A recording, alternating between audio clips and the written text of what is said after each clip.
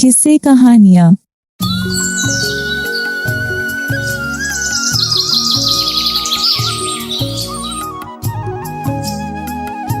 गांव में तो सब जगह अकाल की परिस्थिति हो गई है। लगता नहीं कि अब इस गांव में ज्यादा दिन रुकना उचित होगा। काम के लिए बाहर गांव तो जाना ही पड़ेगा। भूषण काम की तलाश में दूसरे गांव की ओर निकल पड़ता है। चलते चलते वह विजयपुर गांव में आ जाता है।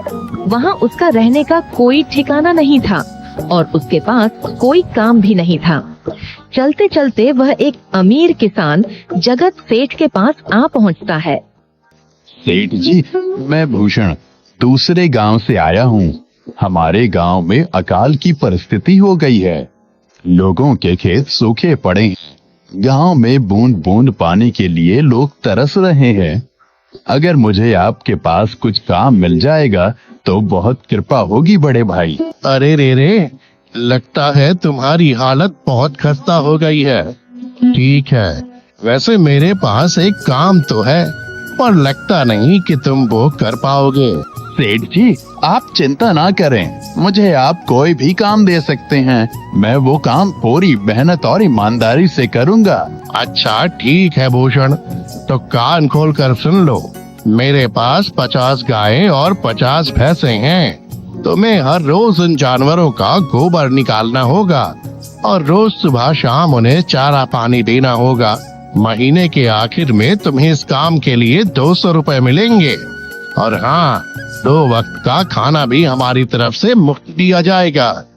बोलो, क्या तुम ये काम कर पाओगे? अरे बाप रे, 50 गाय और भैंसों को संभालना आसान काम नहीं है, पर अब मैं कुछ कर भी तो नहीं सकता। और ऊपर से सेठ जी 2 वक्त का खाना भी दे रहे हैं।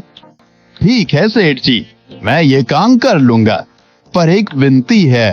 हाँ बोलो भूषण, क्या बात है? सेठ जी, अगर आपको समस्या ना हो तो क्या मैं आपके गायों के साथ गौशाला में रह सकता हूँ? सेठ जी, मैं इस गांव में नया हूँ। मेरा रहने का कोई ठिकाना नहीं है। जग्गा सेठ थोड़ी देर तक सोचता है और भूषण को ऊपर से नीचे तक देखने के बाद उससे कहता है, ठीक है भूषण, तुम गौशाला में रह सकते हो। जी धन्यवाद सेठ जी। तब से भूषण गौशाला में रहकर अपना काम करने लगता है। वह रोज जल्दी उठकर गाय और भैंसों का गोबर निकालता, उन्हें चारा डालता और समय पर पानी भी पिलाता था। हर रोज भूषण अपना काम ईमानदारी और पूरी मेहनत से करता था। जगत सेठ को भी भूषण का काम बहुत पसंद आने लगा, क्योंकि वह अपना काम सफाई से करता था। एक दिन जगत सेठ भूषण को बुलाकर उससे बोलता है, भूषण, मुझे तुम्हारा काम बहुत पसंद आया है। तुम गाय और भैंसों का अच्छा ख्याल रख रहे हो, इसलिए दूध की गुणवत्ता भी बढ़ गई है और गायें पहले से ज्यादा दूध भी दे रही हैं। इसलिए मैं आज से तुम्हारी तनख्वाह बढ़ाकर पूरे 400 रुपए कर रहा हूँ। आपका बहुत बहुत धन्यवाद सेठ जी।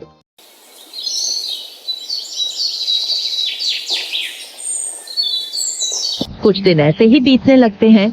भूषण जगत सेठ के पास बहुत मेहनत और ईमानदारी से काम करता है। धीरे धीरे भूषण के पास अच्छा खासा रुपया जमा हो जाता है, जिससे वह अपने लिए छोटा सा रहने लायक एक कुटिया बनवा लेता है। उस गौशाला में सोकर तो नाक से गोबर की गंध अभी भी नहीं जा रही। अब आखिरकार मुझे अपने घर में चैन से सोने को तो मिलेगा। तब से भूषण जगत सेठ के पास गौशाला में काम करने आता और 2 वक्त का खाना खाकर अपने घर सोने के लिए चला जाता था। कई साल ऐसे ही बीत जाते हैं। भूषण की मेहनत के कारण उसके पास अच्छा खासा रुपया जमा हो जाता है। एक दिन भूषण जगत सेठ से बोलता है, सेठ जी, आजकल गांव में चोरी की समस्या बहुत बढ़ गई है और मेरे पास कुछ रुपए भी जमा हैं जो मैंने अपने घर में रखे हुए हैं, पर मुझे उन पैसों की चोरी की चिंता हो रही है। आपको तो पता है कि मैं दिन भर आपके पास ही काम करता हूँ और सिर्फ रात में ही घर सोने जाता हूँ, इसलिए मुझे रोज उन पैसों की चोरी की चिंता सताती है। हाँ भूषण, तुम बात तो बिल्कुल सही कह रहे हो। आए दिन गांव में नए नए चोरी के किस्से सामने आ रहे हैं और दिन भर तो तुम्हारा घर खाली ही रहता है तो चोरी होने की संभावना तो जरूर है। जगत सेठ थोड़ी देर सोचता है और फिर भूषण से कहता है, देखो भूषण, ऐसे समय में तो गांव में एक ही जगह है जहां पर तुम्हारा धन सुरक्षित रह सकता है, और वो है जमींदार का घर। क्या जमींदार का घर? हाँ भूषण, इस गांव के जमींदार बहुत ईमानदार और दयालु हैं। ऐसा मैंने कुछ लोगों से सुना है, और उनके घर पर बहुत सारे पहरेदार भी हैं, तो चोरी होने की संभावना बहुत कम है। तुम अपने पैसे उनके पास रख सकते हो। अच्छा, ऐसा है क्या सेठ जी? ठीक है, फिर आज ही मैं जमींदार जी से मिलकर बात करता हूँ और उन्हें अपनी समस्या बताता हूँ। उस दिन भूषण जमींदार जी के घर उनसे बात करने जाता है। तुम रुको, कहाँ अंदर आए जा रहे हो? वहीं रुक जाओ। जी, मुझे जमींदार जी से मिलना है। मुझे उनसे कुछ काम है। क्या काम है तुमको उनसे? मुझे जरा बताओ। जी, मुझे कुछ पैसे रखवाने थे उनके पास। यही काम के लिए आया था मैं। अच्छा ठीक है, तुम अंदर जा सकते हो। नमस्ते जमींदार जी, मैं भूषण जगत सेठ के यहाँ काम करता हूँ। कुछ साल पहले ही मैं दूसरे गांव से यहाँ आया हूँ। अच्छा भूषण, बोलो तुम्हारा क्या काम है मेरे पास? जमींदार जी, मैं सालों से जगत सेठ के पास काम कर रहा हूँ और मैंने कुछ रुपए भी जमा कर लिए हैं। पर बात यह है कि गांव में चोरी की समस्या बहुत बढ़ गई है, तो मुझे अपने रुपए घर में रखने से डर लग रहा है। अच्छा, कितने रुपए जमा किए हैं तुमने? जमींदार जी, यही कोई 5 से 6 हजार रुपए होंगे मेरे पास। वाह, ये तो बड़ी रकम है। मैंने आपकी ईमानदारी के बारे में लोगों से बहुत सुना है, इसलिए मैं अपनी रकम आपके पास कुछ वक्त के लिए रखने आया हूँ। हाँ भूषण, तुमने बिल्कुल सही सुना है। तुम्हारी रकम मेरे पास पूरी तरह से सुरक्षित रहेगी। तुम अब चिंता ही छोड़ दो, मैं सब देख लूंगा। भूषण अपने पैसों की थैली जमींदार को दे देता है। ये पूरे 5,800 रुपए हैं, आप गिनकर देख लीजिए। गिनने की क्या जरूरत है? तुम तो जगत सेठ के आदमी हो, मुझे तुम पर पूरा विश्वास है। जमींदार जी, आपका बहुत बहुत धन्यवाद। अब मुझे चोरों का कोई डर नहीं है, क्योंकि मेरे पैसे सुरक्षित हाथों में हैं। अरे भूषण, कोई बात नहीं, धन्यवाद तो मुझे बोलना चाहिए जो तुम मेरे पास आए अपने रुपए रखने के लिए। भूषण अपने पैसे जमींदार को देकर अपने घर चला जाता है। हाँ भूषण, तुम्हारे पैसे मेरे हाथों में ही अच्छे लगते हैं। ऐसे ही भूषण ईमानदारी और मेहनत से जगत सेठ के यहाँ काम कर रहा था। देखते ही देखते 2 साल ऐसे ही बीत जाते हैं। एक दिन भूषण सोचता है, अब बहुत साल हो गए जगत सेठ के यहाँ काम करते हुए। वैसे सेठ जी तो बहुत अच्छे इंसान हैं, पर सोच रहा हूँ कि खुद की जमीन लेकर उस पर मेहनत करूँ, तभी मैं बड़ा आदमी बन सकता हूँ। अब जो मेरे पास थोड़े कुछ पैसे हैं और जो जमींदार के पास कुछ पैसे संभालने के लिए दिए हैं, वो जमा करके थोड़ी जमीन खरीद लूंगा। आज ही जमींदार से मिलने जाता हूँ और अपने रुपए मांगता हूँ। ये सोचकर भूषण जमींदार जी के घर चला जाता है। जमींदार जी, मैं अपने रुपए वापस लेने आया हूँ। आपके पास मैंने 5,800 रुपए दिए थे संभालने के लिए। अरे भाई साहब, मैंने पहचाना नहीं आपको। वैसे कौन हो आप? अरे जमींदार जी, मैं भूषण हूँ। पिछले साल मैंने आपको पैसे संभालने के लिए दिए थे, याद आया कुछ? अरे भाई साहब, मेरे पास कितने सारे लोग आते जाते हैं पैसे रखने के लिए, और सभी के साथ मेरा अच्छा व्यवहार होता है। वैसे आपके पास कोई कागजात हैं क्या? क्योंकि मैं हर व्यक्ति से कागज पर ही व्यवहार करता हूँ। किसने कितने पैसे दिए, किसके कितने पैसे रखे हैं, सबका व्यवहार रहता है मेरे पास। जमींदार जी, ये आप क्या बात कर रहे हैं? आपकी ईमानदारी देखकर ही मैंने आपको पैसे दिए थे संभालने के लिए, और आप अब ऐसी बातें कर रहे हैं। कृपया करके मेरे पैसे मुझे वापस कीजिए। हाँ भूषण, मैं ईमानदारी से ही काम करता हूँ, इसलिए तो तुमसे मैं डॉक्यूमेंट्स मांग रहा हूँ। क्या तुम्हें पता नहीं, जब तुम किसी से पैसों का व्यवहार करते हो तो तुम्हें स्टाम्प पेपर पर लिख कर देना पड़ता है। तुम किसी से भी पूछ सकते हो। नहीं जमींदार जी, मैं आपके पैर पड़ता हूँ, कृपया करके मेरे रुपए मुझे दे दीजिए। बड़ी मेहनत से मैंने वो पैसे जमा किए थे, मुझ पर ऐसा अन्याय ना करें। अरे क्या ये झूठ वूठ का रोना धोना लगाया है? लगता है तुम ढोंगी हो और मेरी ईमानदारी और भोलेपन का फायदा उठाकर मुझसे ये रुपए लेने आए हो। रुक, तुझे अभी सबक सिखाता हूँ। जमींदार अपने आदमियों को बुलाकर भूषण की पिटाई करने को कहता है। इसे तब तक मारो जब तक ये बेहोश ना हो जाए। इस 2 कौड़ी के आदमी ने मेरी ईमानदारी पर सवाल उठाया है, इसे छोड़ना मत।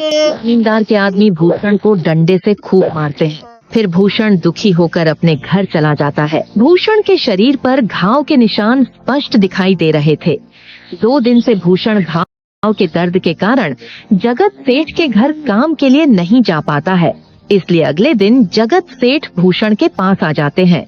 वह देखते हैं कि भूषण खाट पर सो रहा है और वह बड़ा ही चिंता में नजर आ रहा है। भूषण भाई, तुम 2 दिन काम पर नहीं आए, क्या हुआ भाई? तबीयत ठीक है ना तुम्हारी? कुछ समस्या है क्या? अरे सेठ जी, आप खुद यहाँ आए हो, आप खबर भिजवाते तो मैं खुद चला आता। अरे भूषण, कोई बात नहीं, तुम्हें देखकर लगता है तुम बीमार हो। क्या हुआ है तुम्हें? जगत सेठ, क्या बताऊं, जिस जमींदार के पास पिछले साल मैंने अपने पैसे संभालने को दिए थे, वो आज मुझे पैसे वापस नहीं करना चाहता। वो बहुत लालची इंसान है, वो लोगों को ठग रहा है। और जब मैंने बाद में गिड़गिड़ाना शुरू किया तो उसने डंडे से मार मार कर मेरी पिटाई करवा दी और मुझे वहां से धक्के मार कर निकाल दिया। अरे बाप रे, ये तो बड़ा ही गंभीर विषय है। मैंने तो जमींदार के बारे में अच्छा ही सुना था, पर मुझे भी नहीं पता था कि वो इंसान इतना गिरा हुआ है।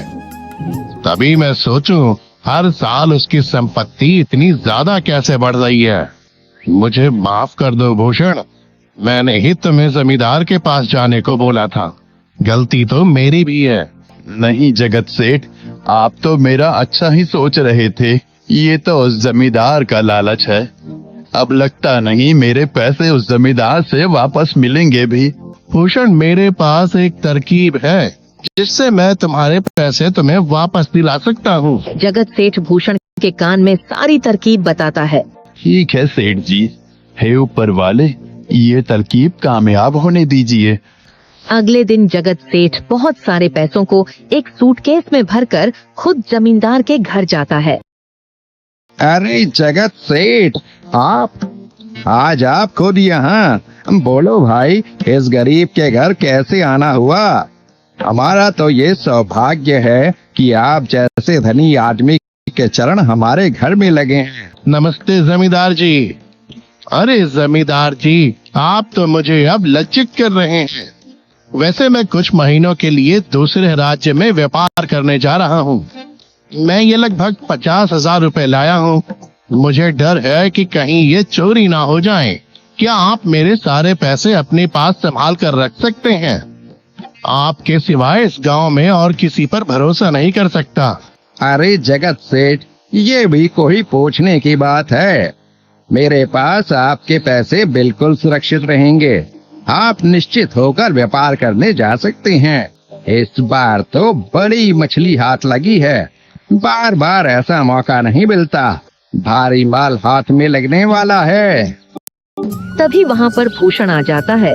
अरे भूषण, तुम? अच्छा हुआ तुम आ गए, मैं तुम्हारे पास ही आने वाला था। मुझे माफ करना, उस दिन तुम्हें पहचान नहीं पाया।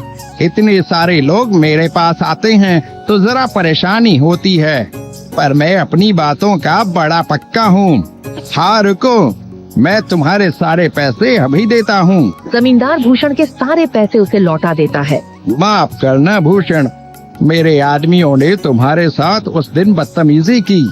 मैं आज ही उनको काम से निकालता हूँ। भूषण बिना कुछ बोले वहाँ से चला जाता है। अरे क्या बात है जमींदार जी, आप तो अपनी बातों के बहुत पक्के हैं। तो ठीक है, मैं अपने सारे पैसे आपके पास रख सकता हूँ। जगत सेठ इतना बोल ही रहा था कि तभी वहाँ जगत सेठ का नौकर आ जाता है। मालिक मालिक, अब आपको बाहर के राज्य में जाने की कोई जरूरत नहीं है। अभी अभी व्यापारियों का संदेश आया है और उसने कहा कि वो खुद हमारे गांव आ रहे हैं। अरे ये तो बहुत बढ़िया बात हुई। अब मुझे इतनी दूर नहीं जाना पड़ेगा। सुन रहे हो जमींदार जी, व्यापारी यहाँ आ रहे हैं। अब मुझे नहीं लगता कि ये पैसे आपके पास रखने का कोई मतलब होगा। चलो, आपका बहुत बहुत धन्यवाद। आपने इतनी ईमानदारी दिखाई मुझे।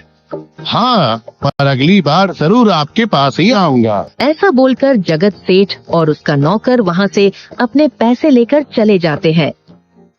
धत तेरी की, ये क्या हो गया? ये 50,000 तो चले गए और जो भूषण के 5,800 रुपए हड़प लिए थे वो भी चले गए। आपका बहुत बहुत धन्यवाद सेठ जी। अगर आज आप ना होते तो मेरी सारी जमा पूंजी वो जमींदार हड़प लेता। भूषण, कोई बात नहीं। जो व्यक्ति मेहनत और ईमानदारी से कमाता है, ऊपर वाले उसका कभी बुरा नहीं होने देते, और जो हराम की कमाई का खाता है उसका कभी अच्छा नहीं होने देते। दोस्तों, अगर आपको वीडियो पसंद आया हो तो लाइक और शेयर जरूर। किस्से कहानियाँ।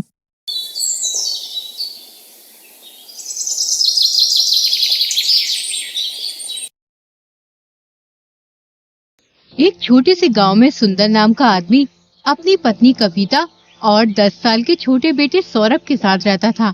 सुंदर का गरीबी के मारे बुरा हाल था। उसके घर में कई कई दिन भोजन नहीं बनता था। एक दिन गांव में एक आदमी मिठाई बेचने आता है।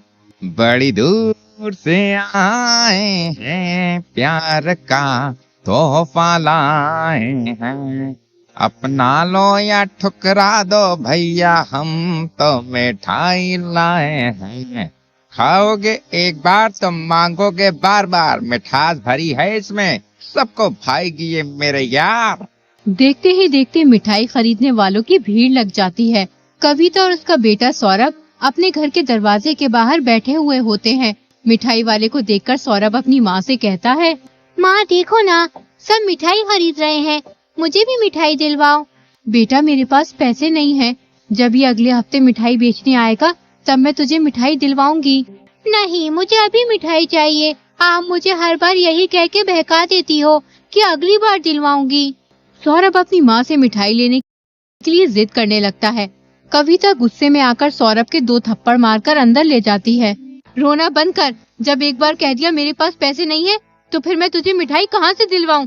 तुझे पता भी है हम कितनी मुश्किल से अपना गुजारा कर रहे हैं, घर में एक पैसा भी नहीं है। ये कहते हुए कविता की आंखों में आंसू आ जाते हैं। उतने में ही सुंदर आ जाता है, जो कविता से कहता है, अरे क्या हुआ, तुम्हारी आंखों से आंसू क्यों आ रहे हैं? कुछ नहीं, बस अपनी तकदीर को देखकर रोना आ गया। आज मिठाई वाला आया था, सौरभ मुझसे जिद करने लगा कि मुझे मिठाई दिलवाओ। मैंने उसे गुस्से में पीट दिया। तुमने ये क्या किया कविता? उस मासूम को क्या पता हमारी मजबूरी का? तुम उसे प्यार से समझा देती ये बात। प्यार से मानता कौन है जो मैं उसे समझाऊं? घर में एक पैसा नहीं है, पूरे 2 दिन हो गए हैं घर में खाना पके। कब तक यूं फाका किया जाए? एक तुम हो सारी जिंदगी सीधेपन में निकाल दी। आजकल सीधे आदमियों का जमाना नहीं है। कविता, ऐसी बात नहीं है। तुम जानती हो कि मैं कितनी मेहनत से काम करता हूँ, लेकिन फिर भी मेरी तकदीर में पैसा नहीं है। इसमें मैं क्या कर सकता हूँ? तुमसे मैंने कितनी बार कहा है, समझ और मेहनत से काम किया करो। तुम अपने सीधेपन की वजह से हर जगह धोखा खा जाते हो। तुम एक काम करो, अपने मित्र सोम के पास जाकर कोई काम मांगो, वो तुम्हें कोई ना कोई काम जरूर बता देगा। सुंदर अपने दोस्त सोम के पास जाता है।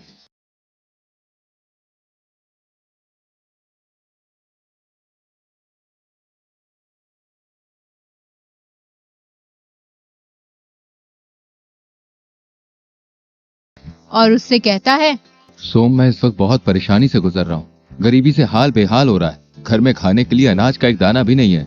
सोम भाई, तेरे पास एक उम्मीद लेके आया हूँ। तुम्हारे पास ढेर सारी जमीन है, घोड़े हैं, बैल हैं। तुम मुझे अपने खेतों या जानवरों की देखभाल का कोई भी काम दे दो। बड़ी मेहरबानी होगी भाई। मैं बहुत ही मेहनत और ईमानदारी से काम करूंगा तुम्हारा। सुंदर, अब मेरे पास कुछ भी नहीं है, ना जमीन, ना बैल, ना घोड़े। यूँ समझ लो मेरा हाल भी बिल्कुल तुम्हारी तरह है। हाँ, अगर फिर भी तुम मेरे साथ काम करना चाहते हो तो मैं तुम्हें अपने साथ रख सकता हूँ, लेकिन देखो काम थोड़ा मुश्किल होगा। मुश्किल तो सभी काम होते हैं भाई, अगर हम मेहनत से करें तो मुश्किल काम भी आसान लगने लगता है। ये काम इतना आसान नहीं है जितना तुम समझ रहे हो। दरअसल मैं एक आदमी के साथ मिलकर चोरी का काम करता हूँ। अगर तुम चाहो तो तुम भी हमारे साथ चोरी का काम कर सकते हो। चोरी? अरे नहीं नहीं नहीं भाई, मुझसे चोरी का काम नहीं होगा। देखो सुंदर, घर के गुजारे के लिए कुछ ना कुछ तो करना ही पड़ेगा। अब यूं बीवी बच्चों को भूखा तो नहीं देखा जाता ना। सुंदर कुछ सोचने के बाद सोम से चोरी करने के लिए हामी भर देता है। अब सोम, सुंदर और राकेश तीनों चोरी करने लगते हैं। कुछ ही दिनों में वो अच्छा खासा धन चुराकर जमा कर लेते हैं। एक बार उनके हाथ सोने के सिक्कों से भरा मटका लग जाता है। वो उस मटके को ऐसी जगह छुपा देते हैं जहाँ किसी की नजर न पड़ सके। उसके बाद वो तीनों उसकी हिफाजत अपनी जान से भी ज्यादा करने लगते हैं। कुछ ही दिनों में उन तीनों का मन चोरी से भर जाता है। एक दिन सोम अपने दोस्त से बोला, मैं तो इस चोरी की जिंदगी से तंग आ गया हूँ। हमें हमेशा चौकन्ना रहना पड़ता है, कहीं कोई चोरी करते हुए पकड़ ना ले। अगर किसी ने पकड़ लिया तो भाई मार मार के बुरा हाल कर देगा और फिर राजा के पास ले जाएगा और राजा अलग सजा देंगे चोरी करने की। तुम सही कहते हो सोम, मैं भी चाहता हूँ कि हम लोग एक शांति भरी और सच्ची जिंदगी जिए। चोरी से आज तक कभी किसी का भला नहीं हुआ है, इसलिए हमें अब ये चोरी का काम छोड़ देना चाहिए। इस मटके से सिक्के निकाल कर बेच देते हैं। जितने भी पैसे मिलेंगे इन सिक्कों के, उनसे हम कोई काम कर लेंगे और फिर सुख चैन से अपना जीवन जिएंगे। अगर तुम दोनों का अब चोरी करने का मन नहीं है तो हम एक काम करते हैं, हम इन सिक्कों को छुपा कर रखते हैं। अगर किसी को शक हो गया तो लेने के देने पड़ जाएंगे। हमें किसी ऐसी जगह चलना चाहिए जहां हमें कोई भी ना जानता। वहां पे हम ईमानदारी से काम करेंगे और सुकून चैन की जिंदगी जिएंगे और फिर जैसे ही मौका मिलेगा इन सिक्कों को हम बेच देंगे। राकेश, तुम सही कहते हो, हमें ऐसा ही करना चाहिए। तीनों ने तय कर लिया था कि वो अब कहीं और काम करेंगे और चैन से अपनी जिंदगी बिताएंगे। लेकिन राकेश की नजर उस मटके पे थी। वो सोचता था, किसी भी तरह से मुझे इन दोनों से ये मटका चुरा के भागना है, उसके बाद मुझे कभी भी कोई काम करने की जरूरत नहीं होगी। अब राकेश उस मटके को चुराने के लिए सही मौके का इंतजार करने लगता है। तीनों मटका लेकर गांव से दूर एक जंगल में पहुंच जाते हैं। वहां उन्हें एक बुढ़िया का घर मिलता है। राकेश बुढ़िया से कहता है, हम तीनों व्यापारी हैं, शहर में कुछ काम धंधा शुरू करना चाहते हैं। आपका घर शहर के बहुत नजदीक है, जो हमारे लिए बहुत ही फायदेमंद होगा। इससे हमें शहर आने जाने में बहुत आसानी होगी। हम अपने व्यापारिक कामों को बेहतर तरीके से संभाल पाएंगे। हम कुछ दिनों के लिए आपके घर में रुकना चाहते हैं, इसके बदले हम आपको अच्छे खासे पैसे भी देंगे। पैसों का नाम सुनकर बुढ़िया अंदर ही अंदर खुश होने लगती है। बुढ़िया बहुत ही लालची थी, लेकिन जितनी वो लालची थी उससे कहीं अधिक ईमानदार भी थी। उसने तीनों की खूब खातिरदारी करी और फिर बोली, आप जब तक चाहें तब तक यहाँ रह सकते हैं, इसे अपना ही घर समझो। तीनों को पता लग चुका था कि बुढ़िया बहुत ही नेक और सच्ची औरत है, जिसे पराई दौलत का लालच नहीं है। इसलिए उन्होंने अपना सोने के सिक्कों से भरा मटका बुढ़िया को संभालने के लिए दे दिया। कृपया आप इस मटके को संभाल कर रखना और एक बात का ध्यान रखना, इस मटके को हमें तभी देना जब हम तीनों एक साथ तुमसे मटका लेने आए।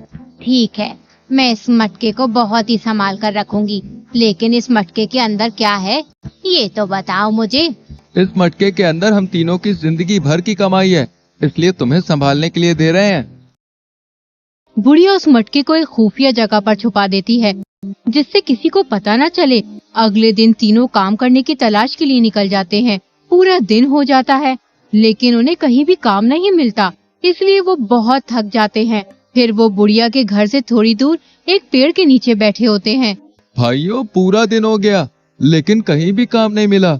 मुझे तो बहुत तेज भूख लग रही है। ऐसा मन कर रहा है किसी पेड़ के नीचे बैठकर खाना खाया जाए। थक तो मैं भी बहुत गया हूँ और मुझे भी बहुत जोर की भूख लगी है, लेकिन खाना लेने जाएगा कौन बुढ़िया के घर? राकेश इसी घड़ी का इंतजार कर रहा था। वो सोचने लगता है, ये सही वक्त है उस मटके को गायब करने का। किसी भी तरह मुझे बुढ़िया से वो मटका लेना होगा। मैं जा रहा हूँ खाना लेने, तुम दोनों आराम करो यहाँ पे।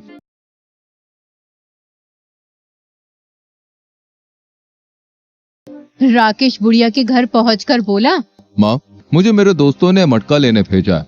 दरअसल हम उस मटके के 4 हिस्से करना चाहते हैं। 4 हिस्से क्यों करना चाहते हो? तुम तो 3 हो, फिर एक हिस्सा किसका है? वो एक हिस्सा हम तुम्हें देना चाहते हैं। तुमने हमारी देखभाल जो की है, तुम्हें पता भी है उस मटके के अंदर सोने के सिक्के हैं। तुम्हारे हिस्से में बहुत सारे सिक्के आएंगे। तुम उन सिक्कों से अपनी बची कुची जिंदगी आराम से काट लोगी। लाओ, जल्दी मुझे वो मटका ला कर दो। मुझे अपने हिस्से का कोई लालच नहीं है। मैं तुम्हें मटका तभी दूंगी जब तुम तीनों एक साथ मेरे पास मटका लेने आओगे। राकेश सोचने लगता है, ये बुढ़िया तो बहुत चालाक है, ये मेरी बातों में आ ही नहीं रही। अब क्या करूं? एकदम राकेश के दिमाग में एक विचार आया। वो बुढ़िया से बोला, अगर तुम्हें मेरी बात पे यकीन नहीं है तो तुम खुद ही जाकर पूछ लो। बुढ़िया घर से बाहर निकली। उसने दोनों को एक पेड़ के नीचे बैठे हुए देखा। उसने दूर से ही उन दोनों को आवाज लगाई, क्या तुम दोनों ने अपने दोस्त को मटका लेने भेजा है? सुंदर और सोम को बुढ़िया की आवाज साफ सुनाई नहीं दी।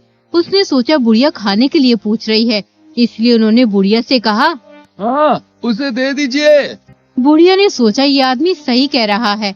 उन्होंने अपना मटका मंगाया है और ये मुझे भी हिस्सा देना चाहते हैं। बेचारे बहुत ही नेक आदमी है। बुढ़िया राकेश के पास जाकर बोली, तुम मेरा यही इंतजार करो, मैं मटका लेकर आ रही हूँ। बुढ़िया ने मटका लाकर राकेश को दे दिया। राकेश मटका लेकर तुरंत ही वहाँ से चलता बना। उधर सोम और सुंदर राकेश का इंतजार कर रहे थे। सोम भाई, राकेश को काफी देर हो गई है, लेकिन अभी तक वो खाना लेके नहीं आया। मुझे तो कोई मसला लगता है, हमें चल के देखना चाहिए वहाँ पे। दोनों बुढ़िया के घर की ओर निकल पड़े।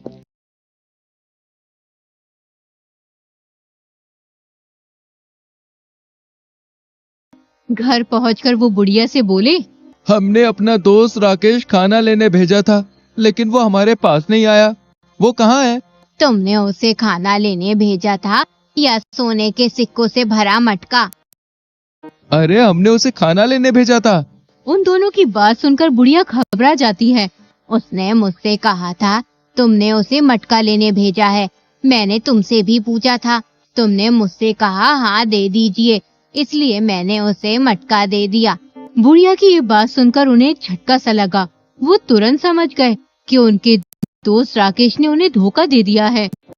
हमने आपसे कहा था कि मटका तभी देना जब हम तीनों एक साथ आपसे मटका मांगेंगे, लेकिन तुमने हमारी बात नहीं मानी और मटका राकेश को दे दिया। मुझे तो लगता है तुम दोनों ने हमारे माल को हथियाने की साजिश की है। तुम भी उसके साथ मिली हुई हो और हमारा पागल बना रही हो।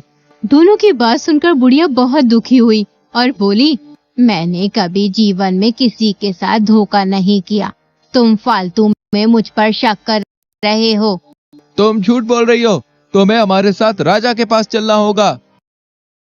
दोनों बुढ़िया को राजा के पास ले जाते हैं और फिर राजा से कहते हैं, महाराज, हम तीनों ने इस बुढ़िया को अपनी जिंदगी भर की कमाई संभाल कर रखने के लिए दी थी। हमने इनसे कहा था कि हमें मटका तभी देना जब हम तीनों एक साथ तुम्हारे पास लेने आए, लेकिन इन्होंने हमारी गैर मौजूदगी में वो मटका हमारे दोस्त राकेश को दे दिया और वो मटका लेकर फरार हो गया। क्यों अम्मा जी, क्या ये दोनों सच बोल रहे हैं? हाँ महाराज, ये दोनों सच बोल रहे हैं, लेकिन मैंने इनसे आवाज देकर पूछा था कि क्या तुम्हारे दोस्त को मटका दे दूं, तो इन्होंने हाँ कह दिया, इसलिए मैंने उसे मटका दे दिया। नहीं महाराज, ये झूठ बोल रही है। हमने खाना देने के लिए हाँ कहा था, ना कि मटका देने के लिए। महाराज, ये भी हमारे दोस्त राकेश के साथ मिली हुई है। ये सब इस बुढ़िया की लापरवाही की वजह से हुआ है, जिससे तुम दोनों को नुकसान हुआ है। इसलिए तुम्हारे नुकसान का सारा हर्जाना बुढ़िया को 5 दिन के अंदर भरना होगा। अगर ये हर्जाना नहीं भर सकी तो फिर इन्हें सजा मिलेगी। राजा की बात सुनकर बुढ़िया रोती हुई अपने घर चली जाती है। हे ईश्वर, मेरी मदद कर। मैं उन दोनों का धन कहाँ से लौटाऊं इस बुढ़ापे में? मैं उनके धन की भरपाई कहाँ से करूंगी? उधर मंत्री राजा से कहता है, महाराज, मुझे लगता है कि वो बुढ़िया बेकसूर है। हमें एक बार इस मसले की सही से तहकीकात करनी चाहिए। वो इस बुढ़ापे में उन दोनों का इतना सारा धन कहाँ से लौटाएगी? तुम सही कहते हो, हमें इस मामले की सही से तहकीकात करनी चाहिए। तुम एक काम करो, कल भेष बदलकर उस बुढ़िया के घर जाओ और सच का पता लगा के आओ। अगले दिन मंत्री एक साधारण आदमी का भेष बदलकर बुढ़िया के घर पहुंच जाता है। जब वो बुढ़िया के घर पहुंचता है, उस वक्त बुढ़िया रो रही होती है। मंत्री बुढ़िया से कहता है, अम्मा, आप क्यों रो रही हैं? आपको कोई परेशानी है क्या? नहीं बेटा, मैं अपनी किस्मत पर रो रही हूँ। मैंने हमेशा दूसरों का भला चाहा, उस भलाई का मुझे आज ये अंजाम मिल रहा है। बुढ़िया मंत्री को अपनी सारी बात बताती है, किस तरह राकेश उसे धोखा देकर मटका ले गया और राजा ने 5 दिन के अंदर सुंदर और सोम का हर्जाना भरने का वक्त दिया है। बुढ़िया की बात सुनकर मंत्री कहता है, ईश्वर करे उन दोनों को तुम्हारे साथ ऐसा सुलूक करने की सजा मिले। तुम परेशान ना हो अम्मा, ईश्वर ने चाहा तो सब ठीक हो जाएगा। मंत्री राजमहल जाकर राजा को सारी बात बताता है। मंत्री की बात सुनकर महाराज बहुत हैरान होते हैं। फिर वो मंत्री से कहते हैं, ये तो हमसे बहुत बड़ी गलती हो गई। क्या तुम इस मामले को हल कर सकते हो? जी महाराज, बिल्कुल। जैसे कि उन तीनों ने बुढ़िया से शर्त लगाई थी कि हमें मटका तभी देना जब हम तीनों एक साथ लेने आए, लेकिन वो तो 2 हैं, इसलिए शर्त के मुताबिक मटका तभी मिलेगा जब तीनों एक साथ आएंगे। शाबाश, बहुत खूब, तुम बहुत समझदार हो मंत्री। बुढ़िया और उन दोनों को बता दो कि इस मुकदमे का फैसला दोबारा होगा। अगले दिन बुढ़िया और सुंदर सोम दरबार में आए। राजा ने उन दोनों से कहा, तुम्हारी शर्त ये थी कि बुढ़िया वो मटका तभी दे तुम्हें जब तुम तीनों एक साथ मटका लेने आओ। जी बिल्कुल महाराज, हमने ऐसा ही कहा था। तो ठीक है, फिर फैसला हो गया। बुढ़िया तुम्हें मटका देने के लिए तैयार है, लेकिन तुम्हें मटका तभी मिलेगा जब तुम तीनों एक साथ मटका लेने आओगे। अगर तुम्हें अपना मटका चाहिए तो तुम्हें अपने तीसरे मित्र को भी लाना होगा, तभी तुम्हें मटका मिल सकता है। जाओ, अपने तीसरे साथी को बुला कर लाओ जिससे शर्त पूरी की जा सके। लेकिन महाराज, हम उसे कहां से तलाश करके लाए? वो तो मटका लेकर फरार हो गया है। हमें इस बात से कोई मतलब नहीं। अगर तुम्हें मटका चाहिए तो शर्त पूरी करनी होगी, वरना तुम यहाँ से जा सकते हो। दोनों बिना कुछ कहे राजमहल से चले जाते हैं। राजा का फैसला सुनकर बुढ़िया खुश हो जाती है। उसके बाद सोम और सुंदर राकेश को बहुत तलाश करते हैं, लेकिन उसका कुछ भी पता नहीं चलता। दोस्तों, अगर आपको वीडियो पसंद आया हो तो लाइक और शेयर जरूर करें। चैनल को सब्सक्राइब करना ना भूलें और बेल आइकन दबाएं ताकि आप हमारी हर नई कहानी सबसे पहले देख सकें। मिलते हैं अगली मजेदार कहानी में।